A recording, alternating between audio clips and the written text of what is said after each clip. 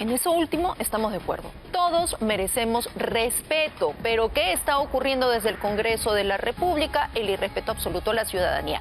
De este y muchos otros temas vamos a hablar con Juan Cheput. Nos acompaña esta mañana, exministro, excongresista, así que conoce estos temas de pies a cabeza. ¿Cómo está? Bienvenido, gracias por estar aquí. Buenos días, Maricel. Bueno, lo que estamos viendo y lo conversábamos incluso antes de salir al aire es ya la desfachatez absoluta desde el Congreso de la República. Los parlamentarios parece que hacen y deshacen como les da la gana. Así es, no les importa la legitimidad, ¿no? Y parece que ni siquiera conocen el concepto.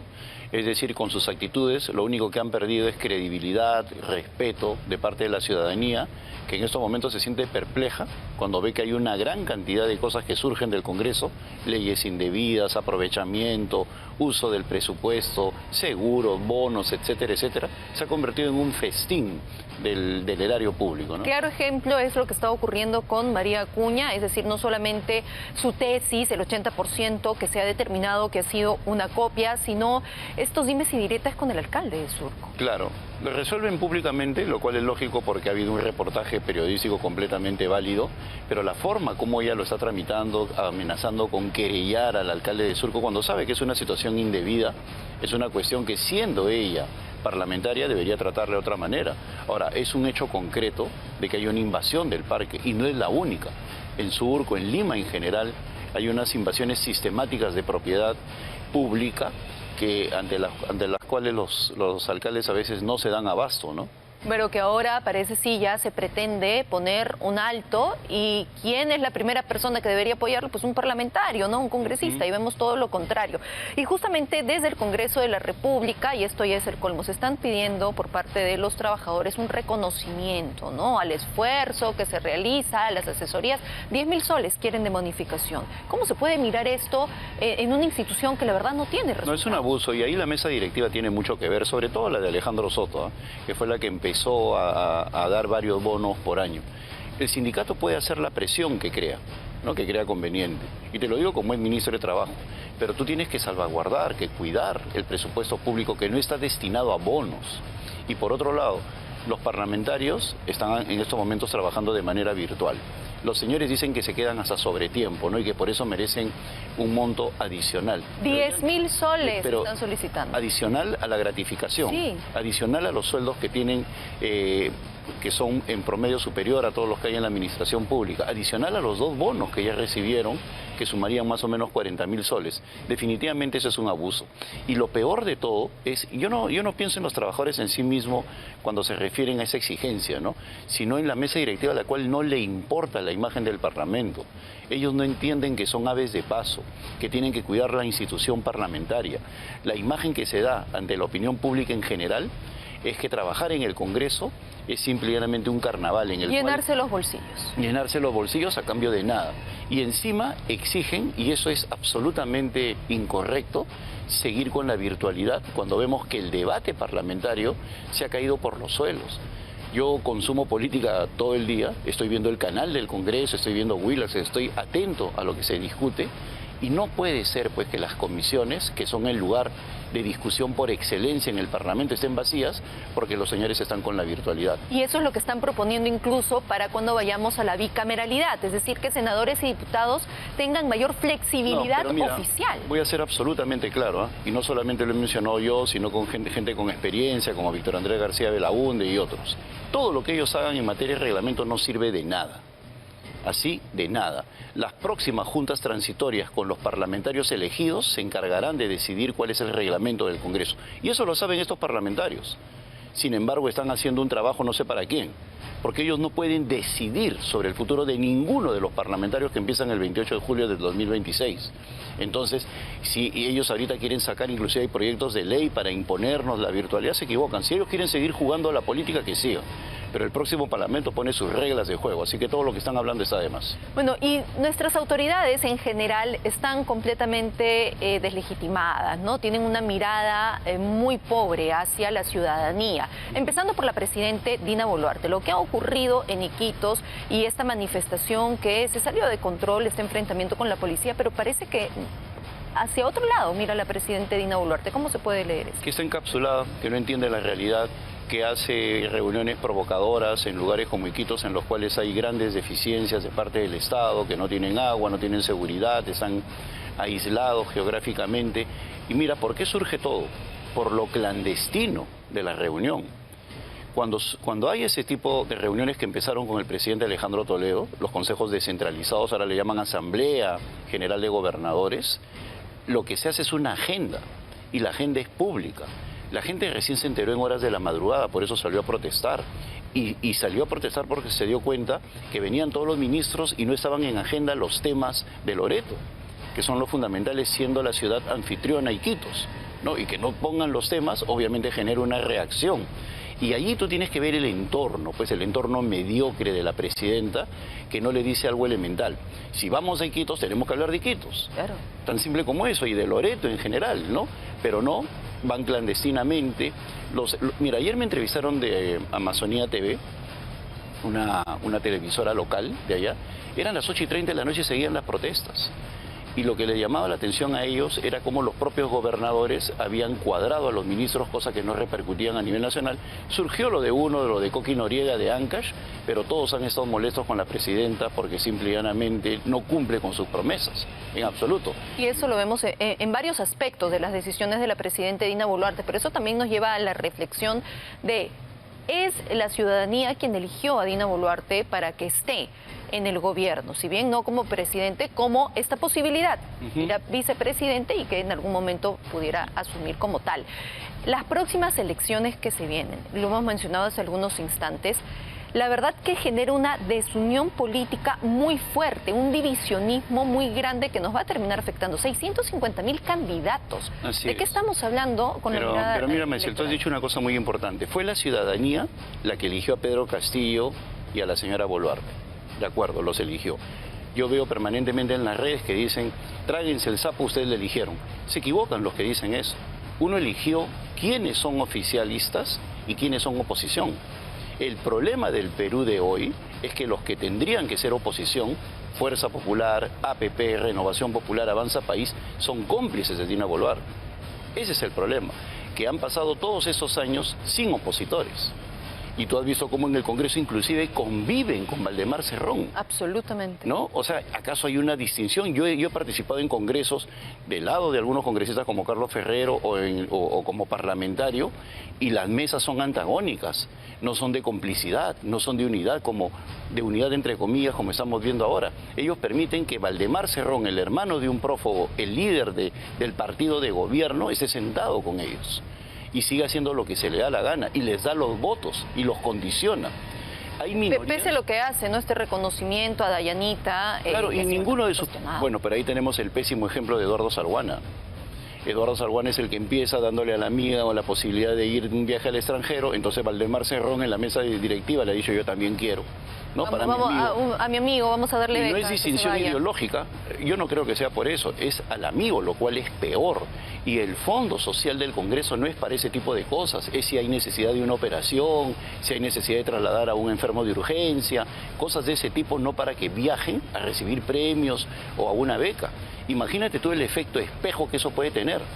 En el futuro, como bien señalabas tú mucho más temprano, puede darse el caso que haya otras solicitudes y los parlamentarios van a tener que utilizar ese fondo social, ¿no? Acá lo que se hace es que el parlamentario, si desea, se convierte en intermediario de recoger una ayuda para esa persona o pone de su bolsillo, no utiliza fondos públicos. Pero aquí vemos que sí se actúa con un descaro absoluto de saber que más allá de pequeñas alertas que se dan en los medios, no pasa Es que no nada. hay control entre pares. Los niños acabamos de mencionar, parece que ya el caso queda en nada, se pasó el plazo Es lo que te específico. decía, mira, todos los que nos están viendo son testigos como en anteriores parlamentos ha habido disputas, y están en YouTube, entre parlamentarios. Eso se llama control entre pares. Yo no permito que tú hagas lo que se te da la gana, Así es. ¿no? Porque soy un parlamentario que no solamente soy tu opositor, sino no estoy de acuerdo con tu comportamiento. Acá hay la complicidad generalizada. Ahora, el fraccionamiento que tú mencionabas, 650.000 candidatos, el hecho de que no existe un capital humano para todos los que se necesitan, es decir, hay dificultades en estos momentos en los partidos para conseguir personas, para cumplir con las leyes como que un hombre, una mujer, ¿no? Para hablar en términos coloquiales o al revés. Entonces, Eso va a complicar porque puede darse el caso que la mediocridad llene de nuevo el Parlamento si es que no se sabe elegir. Que lamentablemente es lo que parece. Y acá hay gran responsabilidad del Jurado Nacional de Elecciones y de la OMPE, que desde ahora no están capacitando. Ellos no tienen por qué esperar a los 3 últimos meses para capacitar. Ha habido jornadas en el Perú como la del 2001, las del 2006, en las cuales se empezó a capacitar un año antes, sabiendo de la dificultad.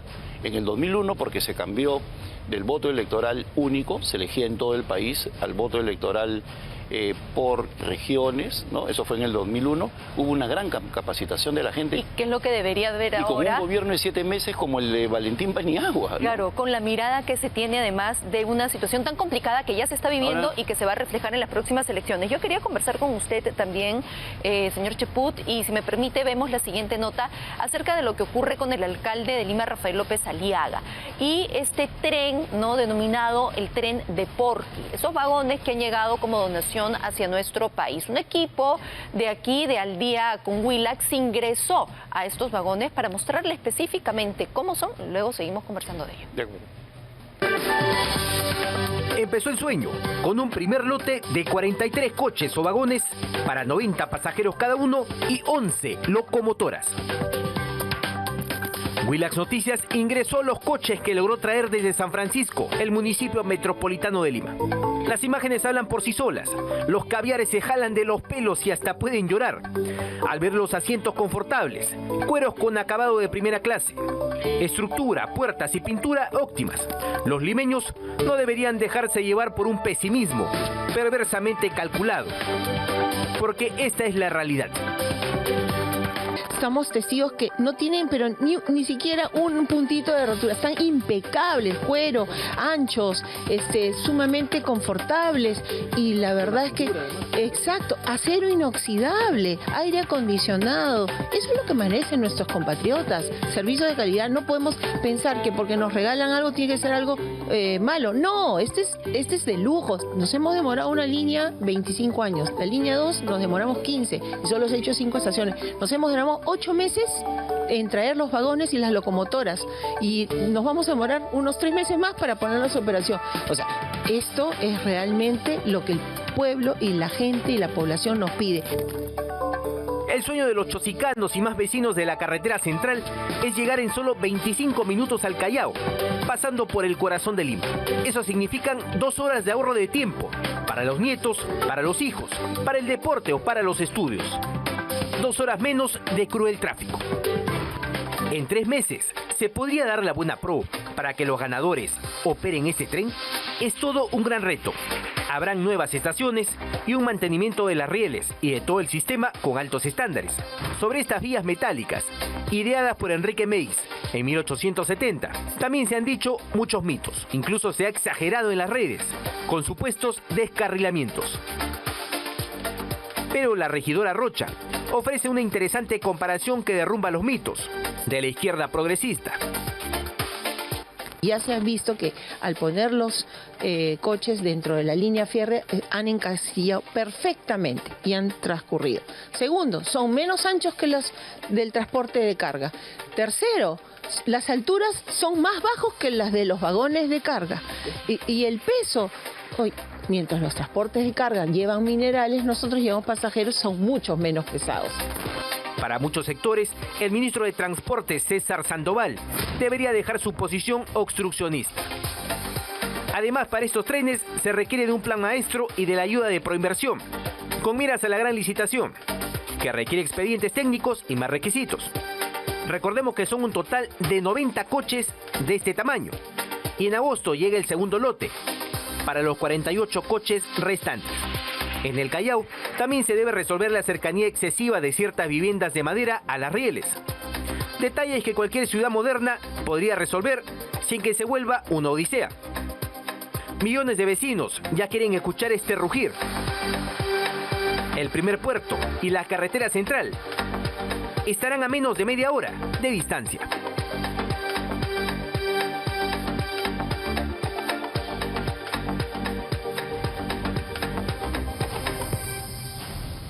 Esta donación ya es una realidad en nuestro país. ¿Qué faltaría, de acuerdo a la información que usted tiene, para que pueda avanzar de manera correcta y positiva? Bueno, desde el punto de vista de la ingeniería, como proyecto en realidad primero político, yo creo que las autoridades deben dejar de pelearse a través de los medios de comunicación y formar un conjunto armónico para trabajar en pro de esto. Pero por otro lado, yo considero que no se debe traficar con las expectativas de la gente.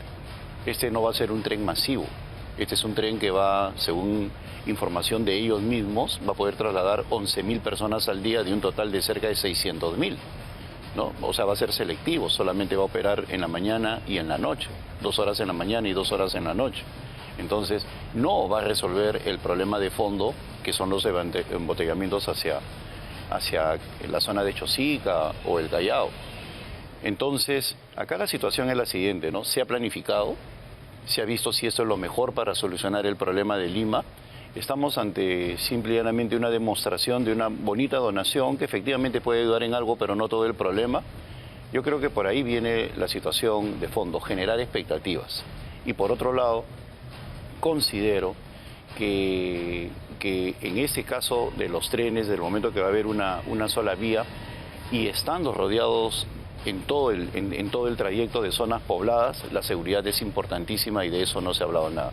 Entonces, si queremos operarlos porque ya están acá y van a seguir viniendo, pues simple y llanamente que el alcalde y el ministro de Transportes traten de ver la mejor solución. Exacto, en beneficio de quienes, sí, tal vez no es un tema a solucionar de manera completa y absoluta, pero de que va a aportar, sin duda. Es por eso que ese trabajo debe ser en conjunto y pensando en la ciudadanía. Pero quiero regresar al tema de lo que ocurre en el Congreso de la República, porque usted ha mencionado, hay muchas decisiones que se dan que son responsabilidad de la mesa directiva. Por supuesto. Y tenemos que ver a una nueva, ¿no? Que ya estaría conformada por diferentes actores, siempre bajo estos intereses políticos que nos han acompañado, que ya ni siquiera son ideológicos, ¿no? Ya eso parece que lo hemos dejado de lado.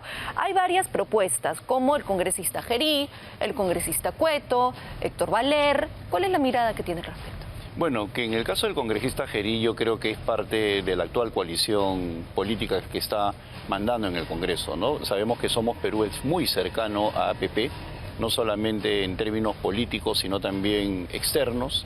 Por otro lado, ya antes Somos Perú ha apoyado con sus votos a APP, a Fuerza Popular, a la actual mesa directiva, entonces sería más de lo mismo.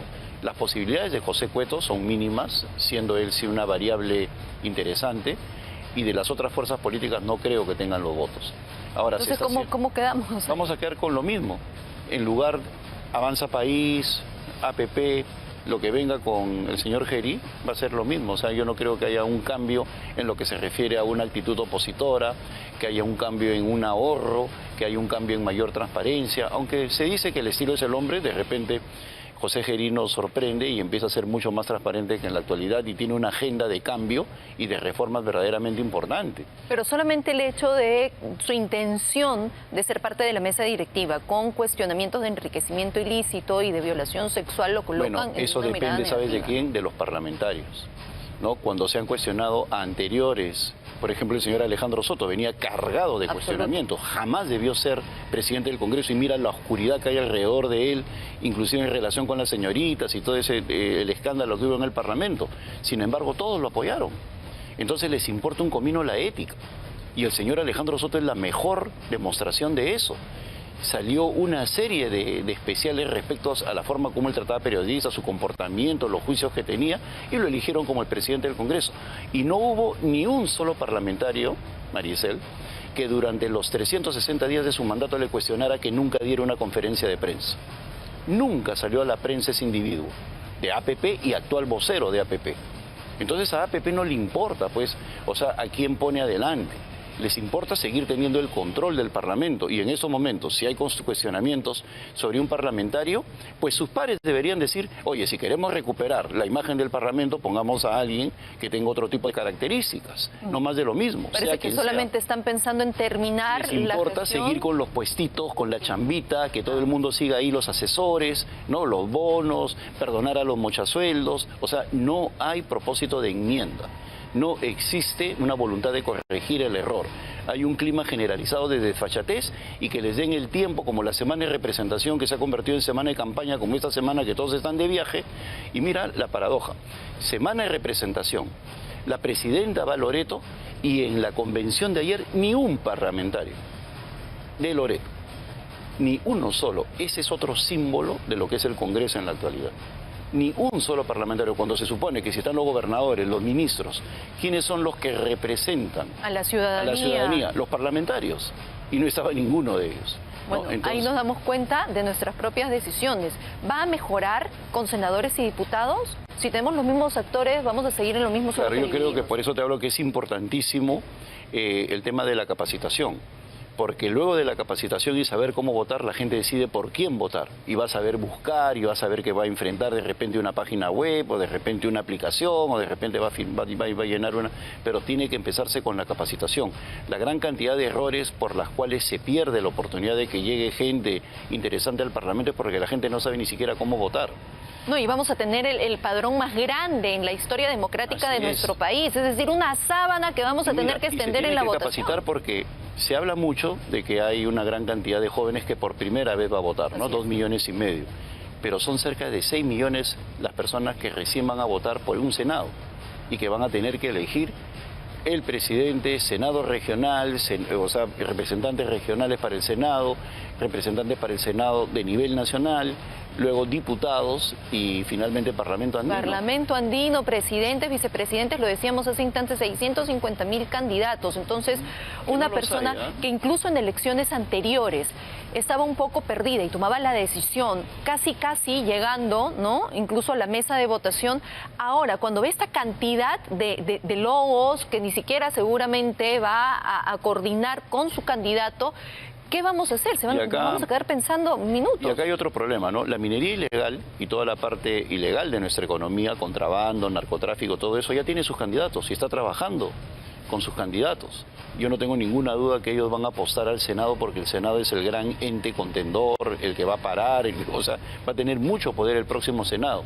Pero mientras ellos ya están trabajando con sus candidatos a nivel nacional, la parte empresarial está durmiendo en sus laureles, ¿no? O sea, creen de que Dios es grande, que todo es simpático, y luego cuando se enfrenten a un Senado que ingresen 15 radicales nada más, convierten en imposible cualquier tipo de situación política en el Perú por los próximos 5 años.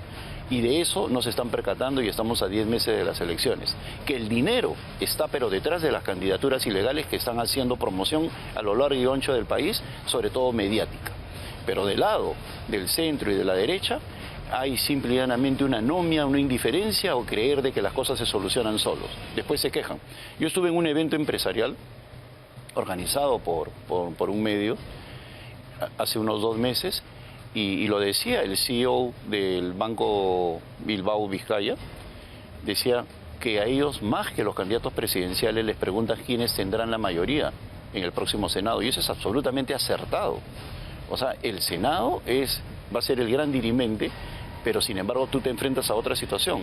No solamente están dejando todo en manos de la izquierda radical que haga su trabajo a nivel nacional, sino que por otro lado no hay un capital humano suficiente.